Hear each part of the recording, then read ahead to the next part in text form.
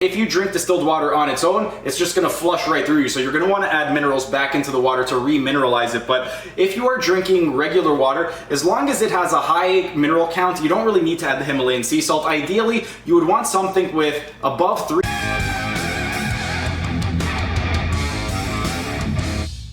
Hey everyone, thanks for tuning in and welcome back to another Sunday Q&A. Steven here with Team Euphoric, and today's question has to do with my water recipe, and it comes from Alexis Williams, who wants to know, would you make a video on how you make your own salt water that has helped you? I know you say it's just distilled water and Himalayan salt and electrolytes, but I would like to know the exact measurements you use. I apologize if you have already done so. I was looking, but I couldn't find a video. Thank you.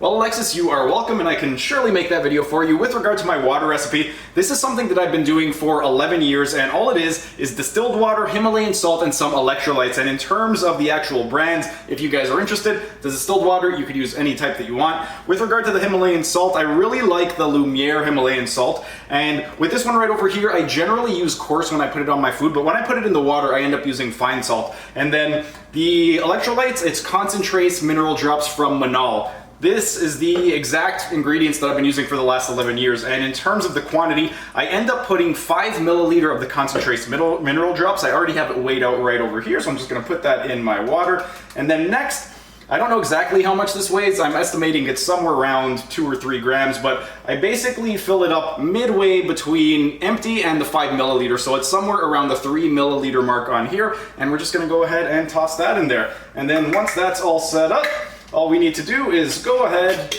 and close up the lid, and we're just going to go ahead and give it a little bit of a shake. With regard to this right over here, if you are drinking it, you are going to want to shake it regularly, because otherwise the salt is going to just go ahead and sit at the bottom. But that is the way that I make it, and the reason that I make it this way is because ever since I was diagnosed with ulcerative colitis, one of the things that I found to be the most beneficial was incorporating water with Himalayan salt and also electrolytes. I've been in remission ever since I was diagnosed in 2010, and this is definitely one of the best things that has helped me. And in terms of the actual ingredients, if you want to customize it for yourself, you don't need to use the exact amounts that I'm using, especially with regard to the salt. With regard to the actual electrolytes, 1 gallon, 5 milliliters is going to be perfect for 1 gallon of distilled water. However, with regard to the salt, this is going to be different based off of everybody's different tolerance. Generally speaking, you want to put enough salt in your water that you can't taste the salt. If you can taste the salt, then you put too much. For me, that seems to be a good amount. If I put more than that, then I can taste it. But for you, you want to experiment and see how much exactly you need. And then another thing worth noting is with regard to the Himalayan salt, you only need to add that if you are using distilled water. If you are using some type of water that has a high mineral count, then you don't really need to put the Himalayan salt because the minerals are already in there. Whereas with the distilled water, it's been stripped of all its companion elements, so all it really is naked water. And if you drink distilled water on its own, it's just going to flush right through you. So you're going to want to add minerals back into the water to remineralize it. But if you are drinking regular water, as long as it has a high mineral count, you don't really need to add the Himalayan sea salt. Ideally, you would want something with above 300 parts per million. So take a look at your water. If you're drinking bottled water,